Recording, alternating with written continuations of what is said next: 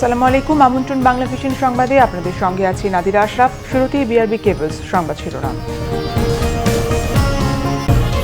দেশে করোনায় আরও 7 জন সহ মৃতের সংখ্যা 152। রাঙামাটি, খাগড়াছড়ি, সাতক্ষীরা ও নাটোর বাদে বাকি 60 জেলায় আক্রান্ত। করোনা পরিস্থিতির উন্নতি না হলে শিক্ষা প্রতিষ্ঠান সেপ্টেম্বর পর্যন্ত বন্ধ, জানিয়েছেন প্রধানমন্ত্রী। ব্যবসায়ীদের ঋণের সুদ মওকুফের আশ্বাস। বিশ্ব স্বাস্থ্য সংস্থার প্রোটোকল না মানায় গণস্বাস্থ্যের কিট নেয়নি সরকার, জানিয়েছেন ঔষধ প্রশাসনের ডিজি। ঘুষের অভিযোগ প্রত্যাখ্যান। করোনায় বিশ্বে মৃত্যু 2,08,000। প্রাণহানি কমে আসায় ইউরোপে লকডাউন তোলার তোড়জোড়, বরিস জনসনের আপত্তি।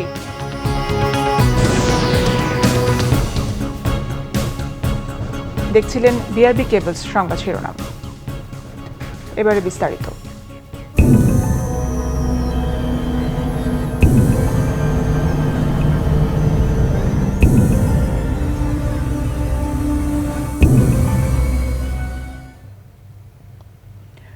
দেশে করোনায় আরও 7 জন মারা গেছেন।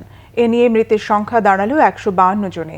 করোনা শনাক্ত হয়েছে আরও 497 জনের। এ নিয়ে দেশে করোনায় আক্রান্তের সংখ্যা 5,913। সোমবার স্বাস্থ্য অধিদপ্তরের নিয়মিত স্বাস্থ্য বুলেটিনে এসব তথ্য জানান অতিরিক্ত মহাপরিচালক অধ্যাপক নাসিমা সুলতানা।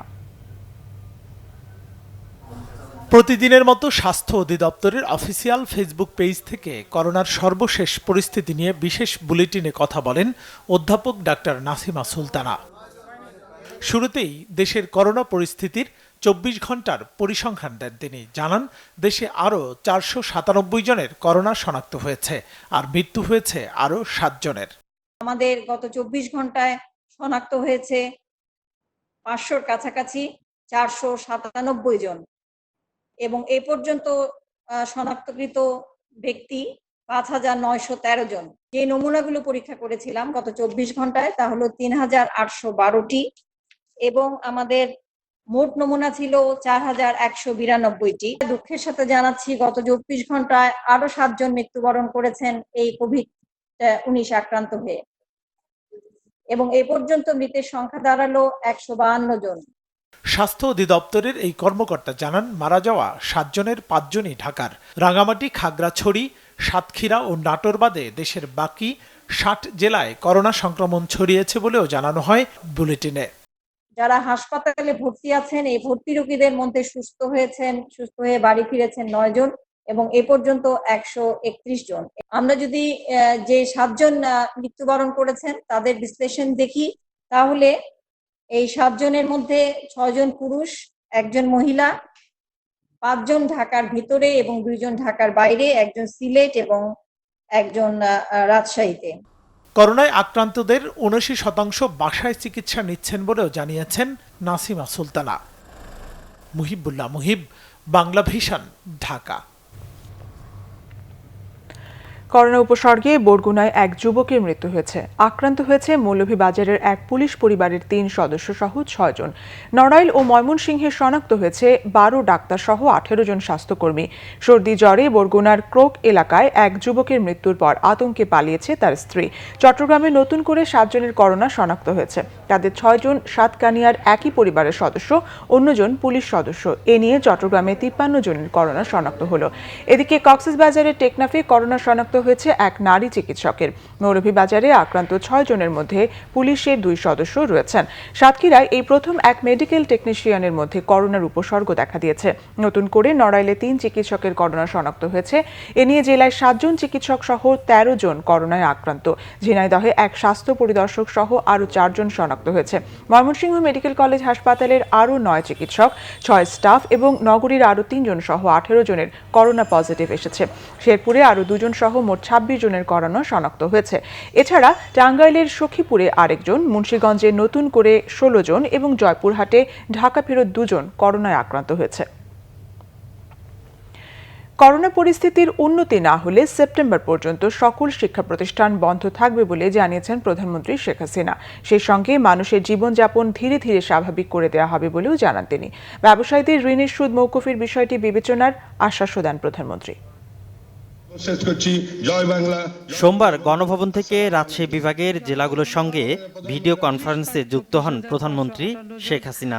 শুরুতে দিক নির্দেশনামূলক বক্তব্যে সরকার প্রধান দেশে ও বিদেশে করোনায় আক্রান্ত হয়ে বাংলাদেশিদের মৃত্যুতে সমবেদনা জানান। বলেন, সামাজিক নিরাপত্তা কর্মসূচির আওতায় বিপুল সংখ্যক কর্মহীন মানুষকে খাদ্য সহায়তা দেওয়ার উদ্যোগ নেওয়া হয়েছে। ঘোষণা দেন, করোনা পরিস্থিতির উন্নতি না হলে বন্ধ থাকবে শিক্ষা প্রতিষ্ঠান। স্কুল আমরা এখন খুলবো না, স্কুল কলেজ শিক্ষা প্রতিষ্ঠান একটাও খুলবো না। সেটা আমরা কখন খুলবো? অন্তত সেপ্টেম্বর পর্যন্ত এই স্কুল কলেজ সবই বন্ধ থাকবে, যদি না এই করোনা ভাইরাস এখন তখন অব্যাহত থাকে। কারণ যখন এটা থামবে আমরা তখনই খুলবো। যেসব জায়গায় এখনো এরকম করোনা ভাইরাস বেশি দেখা দেয়নি, ধীরে ধীরে আমরা সেই জায়গাগুলি আস্তে আস্তে শিথিল করে দিচ্ছি, যাতে মানুষের স্বাভাবিক জীবনযাপনটা করতে পারে বা ব্যবসা বাণিজ্য করতে পারে, সেদিকে আমরা দৃষ্টি দিচ্ছি।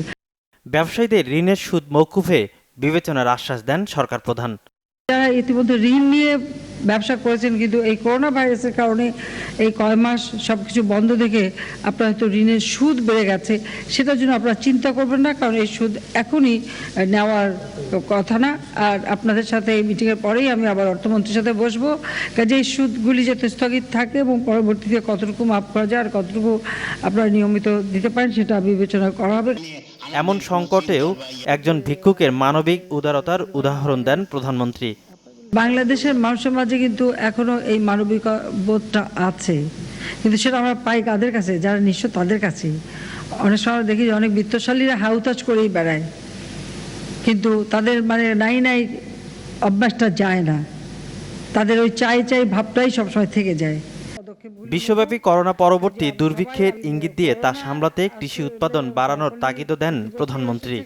কেউ যেন এতটুকু জমি ফেলে না রাখে, এক খণ্ড জমিও যেন বাদ না যায়। তরি তরকারি, ফল মূল যা হোক সব কিছু উৎপাদন করা, এমনকি ঘরের ভিতরে আপনি যে যা পারেন নিজেরাই আপনার নিজের বাড়িতে, বাড়ির আঙিনায় যেখানে পারেন এগুলো আপনারা চাষ করবেন, যেন এই মহামারী দুর্ভিক্ষ দেখা দিলে অর্থাৎ করোনা মহামারীর পরই যে দুর্ভিক্ষের মহামারী সারা বিশ্বব্যাপী দেখা দেবে, সেখান থেকে যেন আমাদের দেশকে আমরা বাঁচাতে পারি।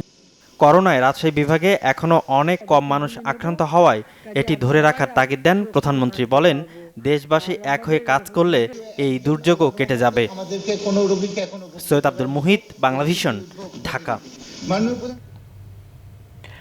করোনা অনিশ্চয়তার মধ্যে ক্ষুদ্র ও মাঝারি শিল্প মালিকদের ব্যবসায় ফিরতে না পারার আশঙ্কা দিন দিন বাড়ছে বলছেন খাত সংশ্লিষ্টরা। তারা বলছেন, করোনা পরবর্তী ছোট উদ্যোক্তাদের ব্যবসায় ফেরাতে ব্যাংক ঋণের প্রাপ্যতা নিশ্চিত করতে হবে। সেক্ষেত্রে প্রয়োজন ব্যাংকগুলোর দৃষ্টিভঙ্গির পরিবর্তনেরও।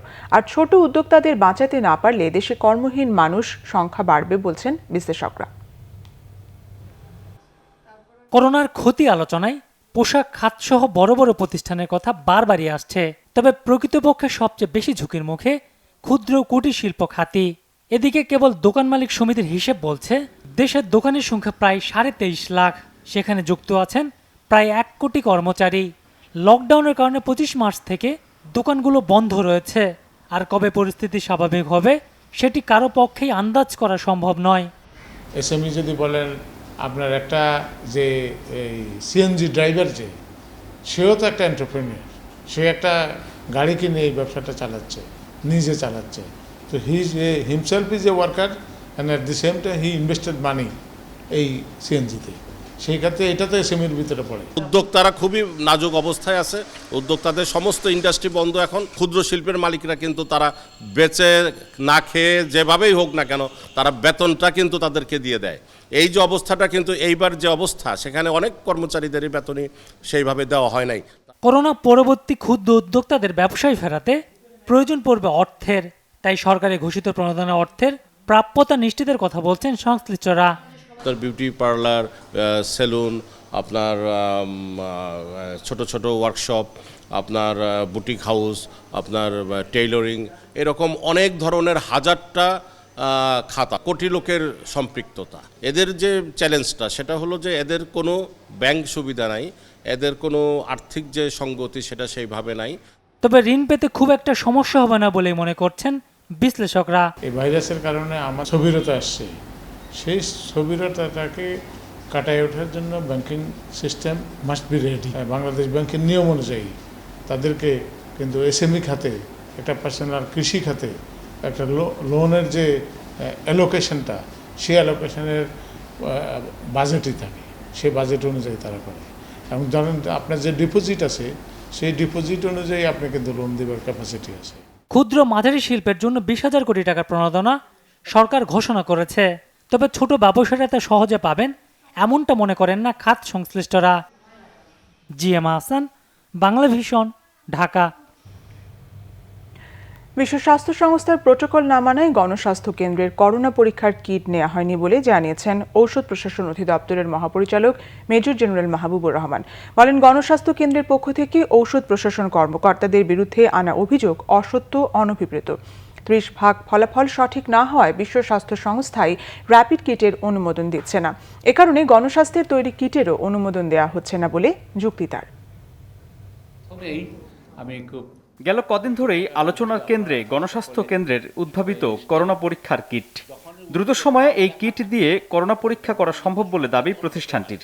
তবে সরকারের সংশ্লিষ্ট দপ্তর থেকে উৎপাদনের অনুমতি না পেয়ে অসন্তুষ্ট গণস্বাস্থ্য কেন্দ্র। সরকারি তহবিলে টাকা জমা দিতে আমাদের বিন্দুমাত্র আপত্তি নেই, ওটা তো মিনিমাম একটা আছে যারা দেবো, ওনাদের রেজিস্ট্রেশন ফি দেবো, কিন্তু কোনো ব্যবসায়ীকে টাকা দিতে আমরা রাজি নই। কোনো এইরকম লেনদেনেরও আমরা অংশীদার হতে চাই না। ঘুষ কি সবসময় সরাসরি কি নেওয়ার দরকার পড়ে লাগে, অন্যভাবেও তো নেওয়ার, এটা তো নিশ্চয়ই আপনারা সবাই ভালোভাবে জানেন কিভাবে লেনদেন কোথায় কিভাবে হয়। না, আমাদের কাছে কোনো ঘুষ চাইনি। এমন পরিস্থিতিতে নিজেদের অবস্থান ব্যাখ্যা করতে সংবাদ সম্মেলন করে স্বাস্থ্য মন্ত্রণালয়ের মিডিয়া সেল। গণস্বাস্থ্য কেন্দ্রের প্রতিষ্ঠাতার বক্তব্যের জবাব দেন ঔষধ প্রশাসন অধিদপ্তরের মহাপরিচালক major general Mahbubur Rahman. Protocol review কিন্তু আমরা ফি পর্যন্ত নেই না, এখানে ফ্রি অফ কস্ট। কাজে উনি যে বলছেন, উনি যে একটা কথা বলছেন যে একটা পর্যায়ে উনি খুবই অবজেকশনেবল একটা কথা বলেছেন, সেটি হচ্ছে যে আমরা কি ঘুষ দেব। ঘুষের প্রশ্নটা কিভাবে এখানে আসে, এটি আপনাদের কাছে আমার প্রশ্ন। এরকম একটা অবজেকশনেবল কথা কিভাবে উনি বলতে পারলেন, এবং এটি আমি প্রত্যাখ্যান করছি। আমাদের ওষুধ প্রশাসনের দিক থেকে আমরা সর্বাত্মক সহযোগিতা করার জন্য আমরা প্রস্তুত ছিলাম এবং এখনো আছি। সংবাদ সম্মেলনে বলা হয়, বিশ্বের কোনো দেশই করোনা পরীক্ষার র্যাপিড কিট ব্যবহার করছে না, এমনকি বিশ্ব স্বাস্থ্য সংস্থাও তা অনুমোদন দেয়নি। প্রশ্ন ছিল, তাহলে এই কিটের ভবিষ্যৎ কি, আর কেনই বা এতদিনের কার্যক্রমের অনুমতি দেওয়া হয়েছিল? যদিও আমাদের র্যাপিড কিট যেগুলো আছে, কারণ আমরা জানি যে এই সমস্ত কিটের ফলে যে পরীক্ষা নিরীক্ষা হচ্ছে কিটের মাধ্যমে, তার ক্ষেত্র বিশেষে 30% পর্যন্ত ফলস পজিটিভ কিংবা ফলস নেগেটিভ রেজাল্ট আসে। বিষয়টা হলো যে করোনা ভাইরাসের পৃথিবীতে একমাত্র ভাইরাস না, তাই না? এটা এখন যদি কাজে না লাগে, সামনে কিন্তু কাজে লাগতেও পারে। তবে হ্যাঁ, ওই যে আমাদের মহাপরিচালক যে প্রসেসগুলো বলেছেন, ওই প্রসেসগুলো যদি সম্পূর্ণ করে আসে, তারপরেই তো রেজিস্ট্রেশন, আমরা রেজিস্ট্রেশন দিতে পারি, বাট মার্কেটিং অথরাইজেশন তো আলাদা, মানে ওটা বিপণন তো পরে। দেশে এখন পর্যাপ্ত করোনা পরীক্ষার অনুমোদিত কিট রয়েছে বলে জানানো হয় সংবাদ সম্মেলনে। যতখানি প্রয়োজন। মিরাজ হোসেন গাজী, বাংলা ভিশন, ঢাকা। সম্মানিত। বিশ্বজুড়ে করোনা ভাইরাসে মৃতের সংখ্যা 2,08,000। 2,07,906 জন মানুষ মারা গেছে এই ভাইরাসের ছোবলে। আক্রান্ত 30,14,000-এর বেশি। করোনায় মৃত্যুর মিছিলে সামনের সারিতে থাকা যুক্তরাষ্ট্রে গেল কয়েক ঘন্টায় আরও 2 জন মারা গেছেন। রবিবার 24 ঘন্টায় মারা যান 1157 জন। এতে সেখানে মৃতের সংখ্যা বেড়ে দাঁড়িয়েছে 55,415 জনে। এদিন বিভিন্ন রাজ্যে মৃত্যুর হারে শীর্ষে থাকা নিউ ইয়র্কের মারা যাওয়ার লোকের সংখ্যা লক্ষণীয়ভাবে কমে আসে। রবিবার মারা যান 367 জন। দেশটিতে আক্রান্ত 9,87,000-এর বেশি। সুস্থ হয়েছেন 1,18,000-এর উপরে। স্বস্তি ফেরার আভাস মিলেছে করোনা মহামারীতে নাজুক ইউরোপে। কমতে শুরু করেছে মৃত্যুর হার। রবিবার 24 ঘন্টায় ইতালিতে 260, ফ্রান্সে 242 ও যুক্তরাজ্যে 413 জন মারা গেছে। এদিন স্পেনে করোনায় মৃত্যুর হার বিগত দিনের তুলনা সর্বনিম্ন 288 জন ছিল। ভারতে সোমবার কয়েক ঘন্টায় আরও 3 জন মারা যাওয়ায় সেখানে মৃতের সংখ্যা বেড়ে 884 জনে দাঁড়িয়েছে। আক্রান্ত 28,000-এর কাছাকাছি। আর পাকিস্তানে আরও 12 জন মারা যাওয়ায় সেখানে মৃতের সংখ্যা বেড়ে 281, আক্রান্ত 13,300-র বেশি।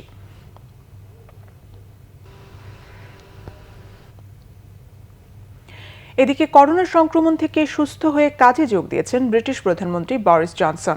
তার দেশে লকডাউন এখনই শিথিল হচ্ছে না বলে জানিয়েছেন তিনি। তবে করোনার মহামারীতে মৃত্যুর হার কমায় ইউরোপের অন্যান্য দেশে ইতিহাসের দীর্ঘতম লকডাউন তোলার তোড়জোড় চলছে। ভারতের বিভিন্ন রাজ্যের মুখ্যমন্ত্রীদের সঙ্গে বৈঠকে লকডাউন তুলতে রাজ্যগুলোর সংক্রমণের জায়গাগুলোকে রেড, অরেঞ্জ ও গ্রিন জোনে ভাগ করার নির্দেশ দিয়েছেন দেশটির প্রধানমন্ত্রী নরেন্দ্র মোদী। সুস্থ হয়ে সোমবার কাজে যোগ দিয়েছেন করোনা ভাইরাসে আক্রান্ত হওয়া ব্রিটিশ প্রধানমন্ত্রী বরিস জনসন। লন্ডনের ডাউনিং স্ট্রিটের অফিসে কাজে যোগ দিয়েই জানিয়েছেন তার লকডাউন না তোলার সিদ্ধান্ত। করোনা সংক্রমণ আগের তুলনায় কিছুটা কমলেও লকডাউন তুললে দ্বিতীয়বারের মতো সংক্রমণ ছড়িয়ে পড়তে পারে বলে সতর্ক করে দেন বরিস জনসন। করোনা সংক্রমণ ও মৃত্যুহার কিছুটা কমায় ইউরোপের অন্যান্য দেশেও শুরু হয়েছে লকডাউন শিথিলের প্রক্রিয়া। 4 মে লকডাউন শিথিলের দ্বিতীয় ধাপ কার্যকরের ঘোষণা দিয়েছেন ইতালির প্রধানমন্ত্রী জিউসেপ্পে কন্তে। এতে নিজ অঞ্চলের ভেতরে যাতায়াত করা যাবে। এতদিন বন্ধ থাকলেও এখন সর্বোচ্চ 15 জনের উপস্থিতিতে করা যাবে শেষকৃত্যের আনুষ্ঠানিকতা। লকডাউন তোলার ইঙ্গিত দিয়েছেন ফ্রান্সের প্রধানমন্ত্রী এডুয়ার্দো ফিলিপ। যদিও আসছে সপ্তাহে পার্লামেন্টে ভোটাভুটির ভিত্তিতেই নেওয়া হবে চূড়ান্ত সিদ্ধান্ত। দীর্ঘ অবরুদ্ধ জীবন শেষে শর্ত সাপেক্ষে মুক্ত হাওয়ায় বিচরণ ও ছোটাছুটিতে মেতেছে স্পেনের কোমলমতি শিশুরা। করোনা পরিস্থিতির কিছুটা উন্নতি হওয়ায় 14 বছরের নিচের শিশুদের প্রতিদিন 1 ঘন্টার জন্য বাইরে বের হবার অনুমতি দেওয়া হয়। তবে থাকতে হচ্ছে বাড়ির 1 কিলোমিটারের ভেতরে। নিউজিল্যান্ডের প্রধানমন্ত্রী জেসিন্ডা অ্যাডর্ন দেশটিতে লকডাউন শিথিলের ঘোষণা দিয়েছেন। অর্থনৈতিক কর্মকাণ্ড সচল করতে ছোটখাটো বাণিজ্যিক প্রতিষ্ঠান ও শিক্ষা প্রতিষ্ঠান মঙ্গলবার থেকে খুলে দেওয়া হচ্ছে। তবে ব্যাপক পর্যায়ে জনসাধারণের সামাজিক চলাচলের উপর বিধিনিষেধ বলবৎ থাকবে বলে জানিয়েছেন তিনি। কঠোরভাবে বিধিনিষেধ মানায় দেশটিতে করোনার সোশ্যাল ট্রান্সমিশন পুরোপুরি বন্ধ করা সম্ভব হয়েছে। করোনার মরণ থাবায় টালমাটাল যুক্তরাষ্ট্রে মৃত্যুর হার কমাতে আগাম শনাক্তের প্রক্রিয়া গতিশীল করা হলেও আশ্বস্ত হবার মতো সুখবর মিলছে না। মিশিগানে আক্রান্ত আর মৃত্যুর লম্বা তালিকায় নেই সুস্থ হয়ে ফেরার কোনো খবর। একইভাবে ক্যালিফোর্নিয়া, জর্জিয়া, ভার্জিনিয়া, ফ্লোরিডা, কানেকটিকাটের মতো ছোট বড় 30টি রাজ্যে সুস্থ হবার সংখ্যা খুবই নগণ্য। বিহার, গুজরাট, হরিয়ানা, উত্তরাখণ্ড, উড়িষ্যা সহ বিভিন্ন রাজ্যের মুখ্যমন্ত্রীদের সাথে লকডাউন শিথিলের বিষয়ে ভিডিও কনফারেন্স করেছেন ভারতের প্রধানমন্ত্রী নরেন্দ্র মোদী। করোনার প্রাদুর্ভাবের ভিত্তিতে প্রধানমন্ত্রী এসব রাজ্যের বিভিন্ন স্থানকে রেড, অরেঞ্জ ও গ্রিন জোনে ভাগ করার নির্দেশ দিয়েছেন। গ্রিন ও অরেঞ্জ জোনগুলো থেকে লকডাউন তুলে নেওয়া হলেও রেড জোনে তা 3 মে পর্যন্ত বলবৎ রাখার নির্দেশ দিয়েছেন। ব্যক্তিগত গাড়ি চলাচল করতে দিলেও গণপরিবহন, শিক্ষা প্রতিষ্ঠান ও ধর্মীয় উপাসনালয় বন্ধ রাখারও নির্দেশ দেন তিনি। লকডাউন তোলা হলেও সেসব এলাকায় সামাজিক দূরত্ব বজায় রাখার কথা বলেছেন নরেন্দ্র মোদী। ইমরুল কায়েস, বাংলা ভিশন, ঢাকা। উত্তর কোরিয়ার নেতা কিম জন উন মারা গেছেন এমন গুঞ্জন ছড়িয়েছে সারা বিশ্বে। কেউ কেউ আবার বলেছেন হার্টের বাইপাস সার্জারির পর হাসপাতালে চিকিৎসাধীন আছেন এই এক নায়ক। এই বিষয়ে সবশেষ অবস্থা জানিয়েছেন দক্ষিণ কোরিয়া প্রবাসী সাংবাদিক ওমর ফারুক। গত 2 দিন আগে হংকং, সিঙ্গাপুরের একটি টেলিভিশন যখন আপনার মৃত্যু বিষয়টি তুলে নিয়ে আসে কিম জং উনের, এবং একই পরপর অবস্থা এর সমসাময়িক সময়ে রয়টার্সও আপনার চীন থেকে আপনার কিম জং উনের চিকিৎসার জন্য একটি টিম গিয়েছে বলে উত্তর কোরিয়ায় সেটি জানিয়েছেন। কিন্তু কিম জং উন সুস্থ আছেন, বহাল তবিয়তে আছেন এবং তিনি উলসান এলাকায় রয়েছেন বলে আপনার দক্ষিণ কোরিয়ার আপনার মুন জে ইনের সরকারের পররাষ্ট্র মন্ত্রণালয়ের পররাষ্ট্র উপদেষ্টা সুং জানিয়েছেন তিনি সুস্থ আছেন এবং ভালো রয়েছেন। যেই জায়গায় তার অপারেশন হয়েছে বলে বিভিন্ন গণমাধ্যম বলছে সে হসপিটালের মধ্যে আসলে অপারেশনের যন্ত্রপাতিও নেই। কিন্তু তিনি অন্য একটি বিষয় উল্লেখ করেছে, সেটি হচ্ছে হয়তো করোনা ভাইরাসের কারণে কিম জং উন একটু দুশ্চিন্তা রয়েছেন। পিতামহের জন্মবার্ষিকীতে তাকে দেখা না যাওয়ার কারণে আসলে জল্পনা কল্পনা আরো ডানা মেলে বসে। একই সাথে আপনার এই যে 15 দিন যাবৎ তাকে দেখতে না পাওয়া বিষয়টি, প্রায় 10-15 দিন যাবৎ দেখতে না পাওয়া আন্তর্জাতিক গণমাধ্যম উত্তর কোরিয়ার প্রতি আপনার বিশেষ নজর রেখেছে। করোনার বিরূপ প্রভাব পড়েছে গাড়ি চালকদের পরিবারে। বাস, ট্রাক, সিএনজি চালিত অটোরিকশা এবং ব্যক্তিগত অনেক গাড়ি চালক এখন অনেকটাই নিরুপায়। কারো কাছে হাত পাততে পারছেন না তারা। অবশ্য ঈদের আগেই কল্যাণ তহবিলের টাকা শ্রমিকদের মাঝে ত্রাণ হিসেবে দেওয়ার কথা জানান সড়ক পরিবহন শ্রমিক নেতা ও সাবেক মন্ত্রী শাহজাহান খান। সকাল থেকে সন্ধ্যা থেকে রাত ঢাকার রাস্তায় বাস চলাচল ছাড়া কল্পনা করা কি যায়? অথচ সেসব বাস এখন ঠায় দাঁড়িয়ে।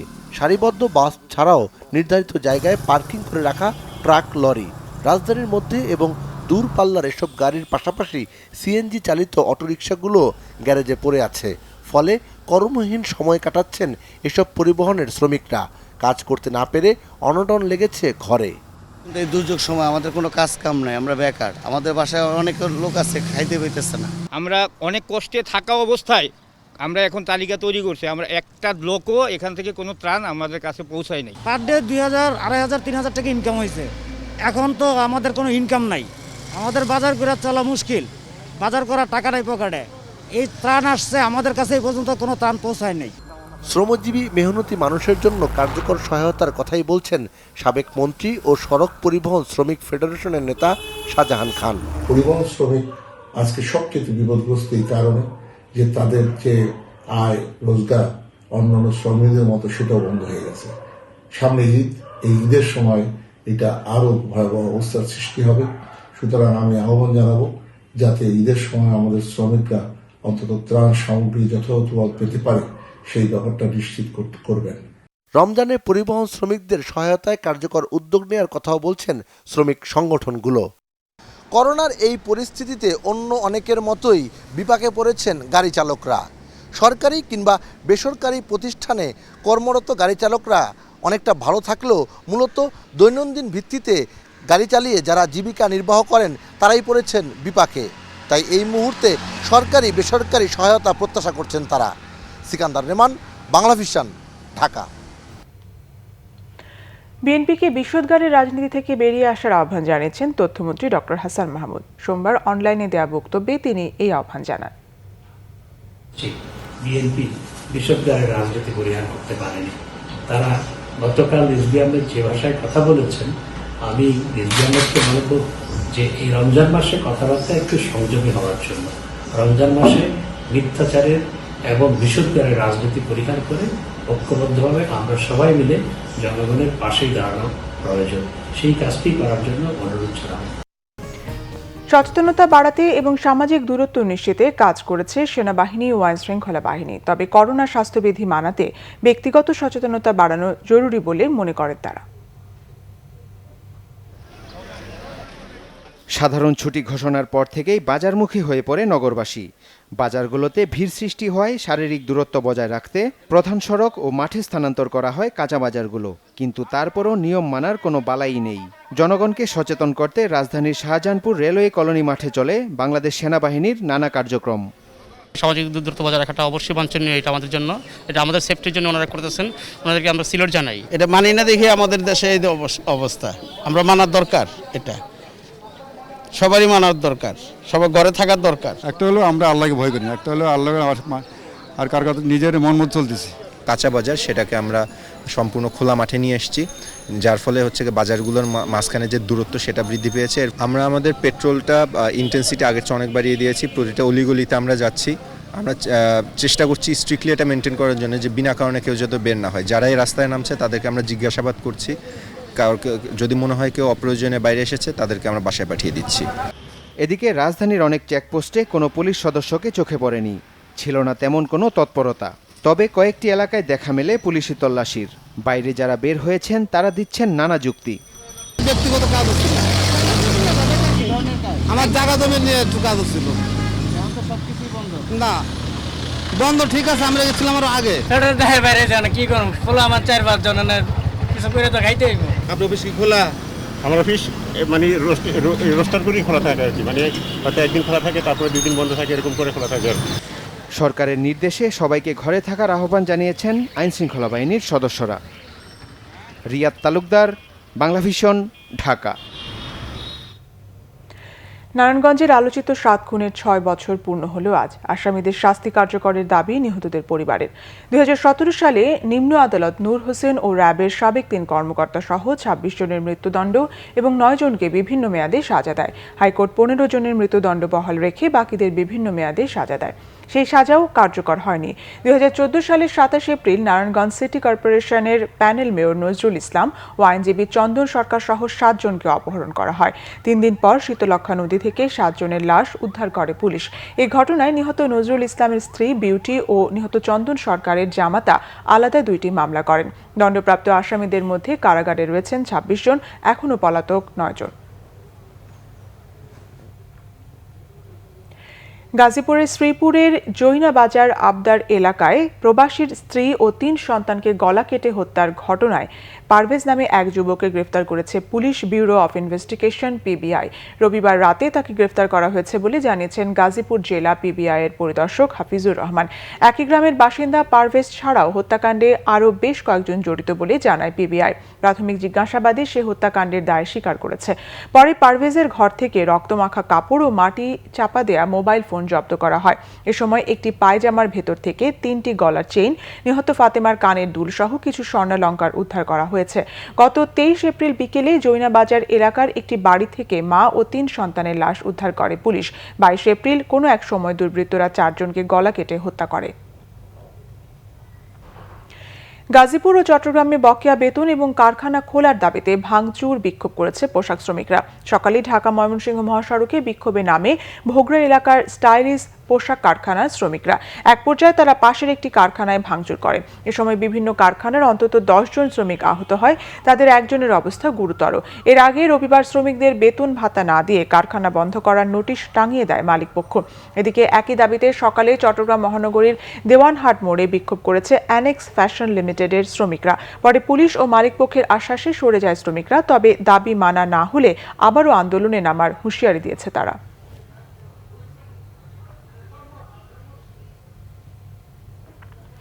করোনা পরিস্থিতিতে অসহায় কর্মহীন মানুষের মাঝে ত্রাণ সামগ্রী দিয়েছে বিভিন্ন রাজনৈতিক সামাজিক প্রতিষ্ঠান ও সংগঠন। এদিকে ত্রাণের জন্য বিক্ষোভও করেছে বিভিন্ন এলাকার হতদরিদ্ররা। জনগণের টাকা ত্রাণও সরকার আত্মসাৎ করছে অভিযোগ করে বিএনপির স্থায়ী কমিটির সদস্য আমির খুসরো মাহমুদ চৌধুরী বলেছেন, এজন্য তারা টাস্ক ফোর্স গঠনের প্রসঙ্গ তুলেছেন। দুপুরে চট্টগ্রামের নাসিমন ভবনস্থ দলীয় কার্যালয়ের নেতাকর্মীদের ঈদ উপহার বিতরণ অনুষ্ঠানে তিনি কথা বলেন। সামাজিক যোগাযোগ মাধ্যমে ঝালকাঠির তাঁতপল্লীতে ত্রাণ সহায়তা না পাওয়ার খবরে নিত্য প্রয়োজনীয় খাদ্য সামগ্রী নিয়ে হাজির হলেন পুলিশ সুপার ফাতিহা ইয়াসমিন। সদর উপজেলার কৃত্তিপাশা মোড়ে তাঁতি পরিবারের হাতে জেলা পুলিশের পক্ষ থেকে খাদ্য সামগ্রী তুলে দেন তিনি। এদিকে করোনার প্রভাবে কর্মহারানো নিম্ন আয়ের সদস্যদের মাঝে ত্রাণ বিতরণ করেছে গ্রামীণ ব্যাংক জামালপুর জোন। তারা তাদের 11টি এলাকায় এইসব ত্রাণ বিতরণ করেন। চলমান করোনা ভাইরাসের দুর্যোগের কারণে কর্মহীন হয়ে পড়া মানুষদের মাঝে খাদ্য সামগ্রী দিয়েছে লালমনিরহাট জেলা বিএনপি। রাঙামাটির সাপছড়ি এলাকার 600 বয়স্ক বিধবা ও প্রতিবন্ধীর মাঝে ভাতা প্রদান করলেন সংসদ সদস্য দীপঙ্কর তালুকদার। এ সময় রাঙামাটি সদর উপজেলা নির্বাহী কর্মকর্তারাও এতে অংশ নেন। গাজীপুরের কালিয়াকৈর পৌর বিএনপি 4 নম্বর ওয়ার্ডের উদ্যোগে কর্মহীন মানুষের মাঝে খাদ্য ও ইফতার সামগ্রী বিতরণ করা হয়েছে। সকালে পৌর বিএনপির 4 নম্বর ওয়ার্ডের সভাপতি মোহাম্মদ সাইফুল ইসলামের বাড়ির আঙিনায় সংক্ষিপ্ত আলোচনা সভার পর খাদ্য ও ইফতার সামগ্রী বিতরণ কর্মসূচি উদ্বোধন করা হয়। এতে উপস্থিত ছিলেন বিএনপির জাতীয় নির্বাহী কমিটির সদস্য, গাজীপুর জেলা বিএনপির যুগ্ম আহ্বায়ক, কালিয়াকৈর পৌর বিএনপির সাধারণ সম্পাদক ও কালিয়াকৈর পৌরসভার মেয়র মুজিবুর রহমান সহ স্থানীয় নেতাকর্মীরা।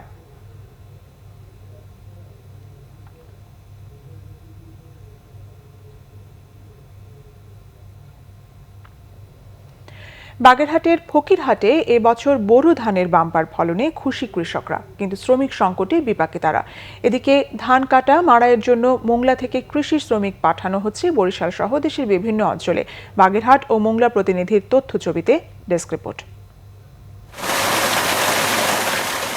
বাগেরহাটের ফকিরহাট উপজেলার বিস্তীর্ণ মাঠ জুড়ে সবুজের সমারোহ। বাতাসে দোল খাচ্ছে কাঁচা পাকা ধানের ছড়া। অনুকূল আবহাওয়া, সরকারি সহায়তায় এবছর ফকিরহাটে বোরো ধানের বাম্পার ফলন হয়েছে। এমন মাঠ ভরা ফসলে কৃষকের মনে প্রশান্তি জোগালেও শ্রমিক সংকটে অজানা শঙ্কা চোখে মুখে। গেল বছরের ফলন ভালো, করোনা ঝামেলা আমরা কোনো লিভার পাচ্ছি না। শ্রমিকের দাম বেড়ে গেছে, কারণ আমরা কিভাবে ধান কাটবো এই টেনশন আছে। মাননীয় প্রধানমন্ত্রীর কাছে আমার বিনীত আবেদন, ওনার উদ্যোগে আমরা যাতে ভালো একটা সুব্যবস্থা পাই। শ্রমিক সংকটের বিষয়টি স্বীকার করেছেন উপজেলা কৃষি কর্মকর্তাও। কৃষকগণ শ্রমিক সংকটে ভুগতেছে। কৃষি যান্ত্রিকরণ এখানে বাস্তবায়ন হলে কৃষকগণ খুব সহজেই তারা ফসল ঘরে তুলতে পারবে। কৃষকরা নেত্রীর এবং আমাদের মাননীয় প্রধানমন্ত্রীর বক্তব্যে আশ্বস্ত হয়ে তারাও কিন্তু এই মুহূর্তে কৃষিতে মনোনিবেশ করছে। আউশ চাষে প্রণোদনা দেওয়া হচ্ছে, বীজ দেওয়া হচ্ছে, সার দেওয়া হচ্ছে। এদিকে নিজ জেলায় কৃষি শ্রমিক সংকট থাকলেও মোংলা উপকূলীয় অঞ্চলের কয়েক হাজার দরিদ্র মানুষ ধান কাটা আর মাড়াই কাজে শ্রম বিক্রি করতে ছুটছেন দেশের বিভিন্ন অঞ্চলে। প্রতি বছর ধান ওঠার এই মৌসুমের শুরুতেই তারা চলে যান কৃষকের ধান ঘরে তুলে দিতে, ফেরেন শ্রমের বিনিময়ে পাওয়া চাল নিয়ে, যা দিয়ে তাদের পরের কয়েক মাসের খাদ্যের যোগান হয়। এবছর যার কোনো পরিস্থিতি ছিল না, দুর্যোগের ভিতরে, তারপরেও আমরা যাইতেছি, একটা ঝুঁকি নিয়ে যাচ্ছি আর কি। চাই যে সরকার আমাদের স্বাস্থ্য ঝুঁকিতে না পড়ে সেদিকে যেন খেয়াল রাখে। আজ গেলে তো আমাকে না খেয়ে মরে যাবো, বাল বাচ্চা মারা যাবে, এই জন্য যাই আমার একার ফাতে হয়ে যাক। সুশৃঙ্খলভাবে শ্রমিক সরবরাহের জন্য একযোগে কাজ করছে পুলিশ আর কৃষি বিভাগ। বিভিন্ন দৃষ্টিকে প্রেরণ করতেছে, আমাদের নাম্বার তাদেরকে দিয়েছি, সংশ্লিষ্ট এলাকায় যারা অফিসার আছে তাদের সাথে যোগাযোগ করছি এবং তাদেরকে একটু করে মাস্ক দিচ্ছি যাতে স্বাস্থ্য সেবাটা নিশ্চিত থাকে। স্থানীয় জনপ্রতিনিধিদের আশ্বাস, করোনার ঝুঁকি নিয়ে ছুটে চলা শ্রমিকদের প্রত্যেকের পরিবারের পর্যাপ্ত সরকারি বেসরকারি খাদ্য সহায়তা নিশ্চিত করবেন তারা। খাবার তালিকা আমার ইউনিয়ন পরিষদে আমি রেখেছি যে যাতে এরা গেলে এদের পরিবার কোনো রকম না খেয়ে থাকে। কাজ শেষে ওই কৃষি শ্রমিকরা নিরাপদে ফিরবেন আপন কুটিরে, প্রত্যাশা স্বজনদের। Bangla vision news desk. Amin jewellers আন্তর্জাতিক সংবাদ।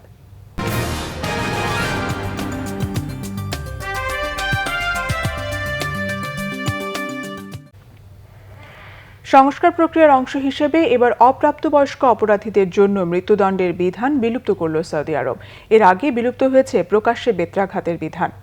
রাষ্ট্রীয় সম্প্রচার মাধ্যমে জানানো হয়, অপ্রাপ্তবয়স্কদের মৃত্যুদণ্ডের বিধান বিলুপ্তির ডিক্রি জারি করেছেন বাদশাহ সালমান বিন আব্দুল আজিজ আল সৌদ। এর পরিবর্তে মৃত্যুদণ্ড পাবার মতো গুরুতর অপরাধে অভিযুক্ত অপ্রাপ্তবয়স্কদের সংশোধন কেন্দ্রে পাঠানো হবে। এক্ষেত্রে অপরাধের মাত্রা বিচার করে দোষীদের সর্বোচ্চ 10 বছরের জন্য সংশোধন কেন্দ্রে পাঠাতে পারবে আদালত। 2019 সালে একজন অপ্রাপ্তবয়স্ক সহ 184 জনের মৃত্যুদণ্ড হয়েছে সৌদি আরবে। ধর্ম অবমাননার দায়ে 2015 সালে ব্লগার রাইফ বাদুইকে প্রতি সপ্তাহে 1000 বেত্রাঘাতের সাজা দেয়ায় বিশ্বজুড়ে সমালোচিত হয় সৌদি। যদিও শাস্তি ভোগ করার সময় মারা যাওয়ার অবস্থা হলো রেহাই পান তিনি। সমালোচনার মুখে থাকা মানবাধিকার পরিস্থিতি উন্নত করার স্বার্থে সম্প্রতি বিলুপ্ত হয় প্রকাশ্যে বেত্রাঘাতের বিধানও। এবারে ক্লেমেন্ট খেলার সংবাদ।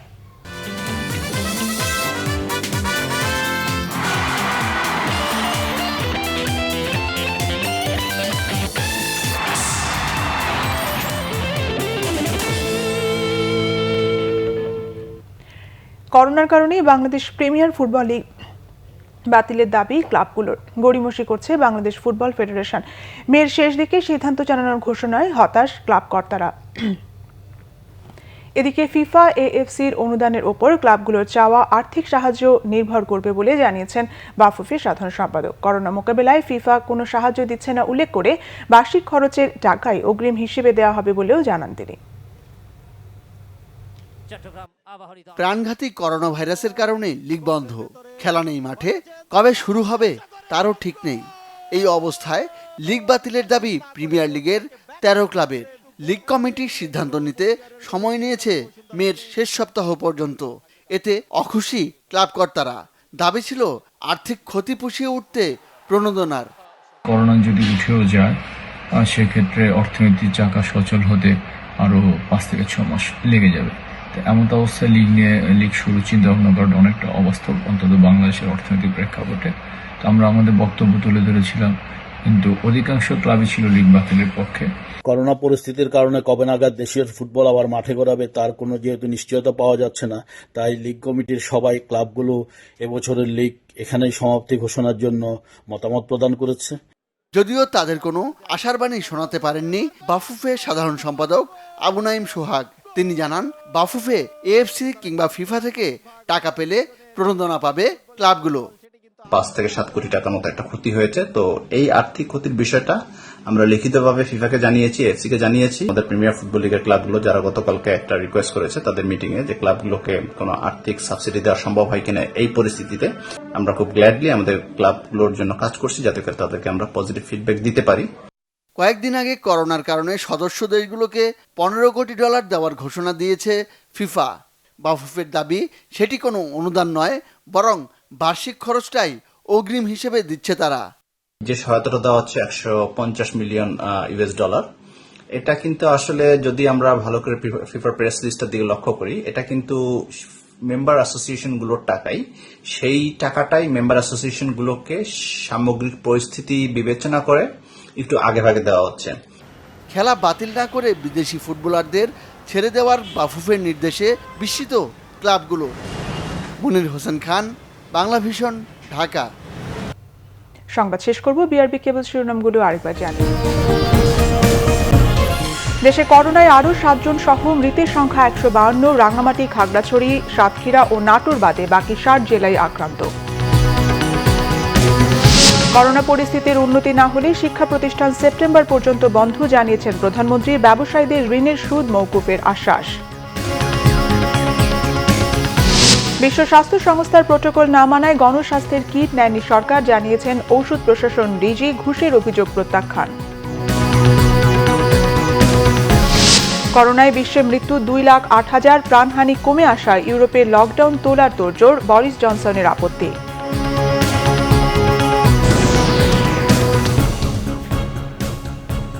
এ ছিল এখনকার মতো। পরের সংবাদ রাত 10:30টায় 9টা নিউজ টপ 10 দেখার আমন্ত্রণ রইল। এছাড়া বাংলাভিশন সংবাদ ও সংবাদ সংশ্লিষ্ট অনুষ্ঠান দেখতে লগ ইন করুন facebook.com/বাংলাভিশন এবং সাবস্ক্রাইব করুন youtube.com/বাংলাভিশন নিউজ। সঙ্গে থাকার ধন্যবাদ।